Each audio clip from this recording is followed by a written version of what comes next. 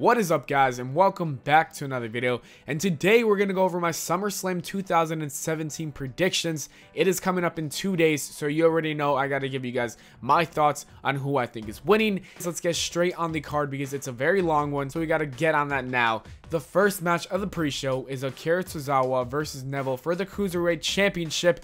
And first of all, this was a really big shocker on Raw when Akira Tozawa won the title from Neville. I did not expect it, so I appreciate that WWE is giving us more shockers. And second of all, I don't see Akira Tozawa dropping the title anytime soon. I think Neville is actually going to be taken out of the Cruiserweight division because he's just too damn good for that division.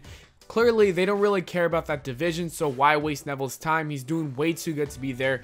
I'm hoping he gets shaken up to SmackDown and he feuds with AJ Styles for the United States Championship. That would be amazing. But the bottom line is Akira Tozawa will be winning this match and staying as the champion. The next pre-show match is a match that shouldn't be on the pre-show because it was the best match at Battleground. So you're supposed to reward them, not demote them. Anyways, it's the New Day versus the Usos for the SmackDown Tag Team Championships. And I think the New Day are going to retain because there's no way they're going to drop it that quickly to the Usos. Personally, I would have never taken it off the Usos, but since they did, the New Day are clearly going to be retaining. I don't know what the future plans are. Are they going to continue this feud or are they going to just end it? Who will be the next challengers? Who knows? And the final pre-show match, which was just announced yesterday, is going to be the Hardy Boys and Jason Jordan versus The Miz and The Miztourage. And I want to see The Miz and Miztourage win this, but I don't see that happening. Usually if there's a big tag team match on the pre-show, the faces always win for some strange reason. So I do see the Hardy Boys and Jason Jordan winning this filler match just to put the Hardys and The Miz on the card. And I'm just saying The Miz should be in a higher place on the card because he is one of the greatest things on Raw as well as the IC champion, but that's just my opinion. And now let's get on the real card, which is going to be Cesaro and Sheamus versus Dean Ambrose and Seth Rollins for the Raw Tag Team Championships. And let me just say something real quick. Oh my god, what a division that is. You have Cesaro, Sheamus, Dean Ambrose, and Seth Rollins all in the Raw Tag Team division right now. That's pretty cool in my opinion. Anyways, like I said in my previous video, Dean Ambrose will be turning on Seth Rollins, or that's what I believe. I think this whole thing was just to set up this Ambrose heel turn, which is really needed for Ambrose because he's been kind of dry the last year. Hopefully this is going to be a really good feud. These two always kill it in the ring, and I expect Cesaro and Sheamus to walk out of SummerSlam as champions. Next up, we have John Cena versus Baron Corbin, and after reading all these newsletters and all these people saying Baron Corbin has a ton of heat backstage, I kind of have this belief that John Cena is now winning this match. Before I read all these articles and everything, I was assuming Baron Corbin was going to beat John Cena and give him a good beating, but no, now I'm leaning more towards John Cena, and this might be the end of Baron Corbin and his relevance on SmackDown. I don't see him becoming a main eventer if he loses this match to John Cena. You just can't save someone from losing a Money in the Bank match as well as losing to John Cena. Next up, we have Finn Balor versus Bray Wyatt, and I think this is the easiest match to predict because Finn Balor is returning with the demon attire, which I can't wait to see him. But we all know Finn Balor is most likely going to be getting this win and the pinfall because let's just be real, Bray Wyatt loses all the time at big pay-per-views. And also Finn Balor is coming back with the demon attire for a reason. You can't just bring back the demon and then lose, you know? So sorry Bray Wyatt, I don't see a direction for you. The creative team does not either. Hopefully something good happens to Bray Wyatt. I wish he never lost the title at WrestleMania, to be honest, but it's too late, you know? It's too late to do anything about that. We're living in the past. We got to move on to the future, you know? So Finn Balor will be winning, and I'm curious to see if this feud is going to continue. After that, we have Big Show versus Big Cass with Enzo Amore suspended above the ring in a shark cage. And honestly, I don't really care for this match. I wish it doesn't even happen because I'd rather give some time to other matches. But you know Vince McMahon, he loves big sweaty men. Hopefully it's going to be a good match. But Big Cass is most likely going to win. I am predicting Enzo Amore to turn heel and realign with Big Cass, helping him by maybe throwing something down from the shark cage.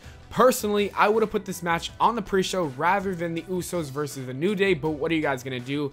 I'm curious, do you guys really care about this feud at all or not? Let me know in the comments below. After that, we have Rusev versus Randy Orton, and this could possibly be one of the best matches of the night if Randy Orton comes motivated, and I'm gonna predict Rusev to win this because Rusev needs momentum. If you want to make Rusev a top guy in SmackDown, you gotta give him some big wins, and this is a huge win for him. Hopefully it happens. Go Ruru. Next up is AJ Styles versus Kevin Owens for the United States Championship match with Shane McMahon as a special guest referee. Like I said in my last video, AJ Styles is going to retain, and Shane McMahon will somehow screw over Kevin Owens, or Kevin Owens will be pissed off at Shane McMahon. But bottom line, Shane McMahon is going to cost Kevin Owens the win, which will lead to a potential future match between those two. Next up, we have Jinder Mahal versus Shinsuke Nakamura for the WWE Championship, and as we all know, Baron Corbin was unable to win with his Money in the Bank briefcase, so I'm pretty sure, I'm like 99.8% sure that Shinsuke Nakamura is going to be the next WWE champion at SummerSlam. It just makes sense. Jinder Mahal never really clicked. His feuds weren't that great. Also, creative really didn't care. I think Vince McMahon just gave up on Jinder, and hopefully he doesn't do that with Shinsuke, but Shinsuke is winning this for sure. After that, we have Alexa Bliss versus Sasha Banks for the Raw Women's Championship, and this match should have been like a match that happens anyways. I don't know why Bayley won in the first place and Sasha Banks had to face off against Nia Jax. She technically didn't really lose the last pay-per-view at Great Balls of Fire. Let's think about it. Alexa Bliss was counted out. She just left. Oh my god, it makes no sense. But anyways, I'm excited this is actually happening. I actually enjoyed their last match, so I see something better happening in this match because you already know when you have chemistry, you're building off of that chemistry, you just get better with someone else. But I do see Sasha Banks finally winning back the Raw Women's Championship. Alexa Bliss lately hasn't been really doing anything important, and I feel like they're going to give Sasha the title until WrestleMania, where she faces off against Bayley in a great match. Next up, we have the SmackDown Women's Championship match between Naomi and Natalya, and I see Naomi winning this because there really is no point of Natalya winning. It makes no sense. This isn't even a feud to me, guys. This is one of the worst booked matches ever because there is no feud. To me, if there's no good feud, then there's no good story in the match, and it doesn't work. It doesn't click. The audience needs to care, and I don't care about this. I'm really hoping that the SmackDown creative team can fix the SmackDown women's roster, or division should I say, because it's just not there. Bottom line, Naomi is going to retain. And now we have the main event, which is a fatal 4-way match for the Universal Championship, which is Brock Lesnar, Roman Reigns, Samoa Joe, and Braun Strowman.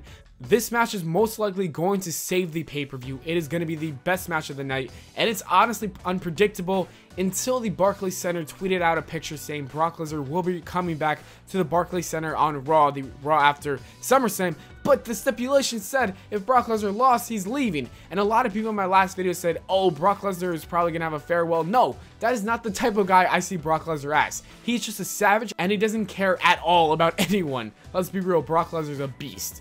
But now I feel like since they did leak that out, they're going to change it up. They're going to change the results, and I see Samoa Joe walking out as champion. Like, that is something so bold. I have no logic behind it.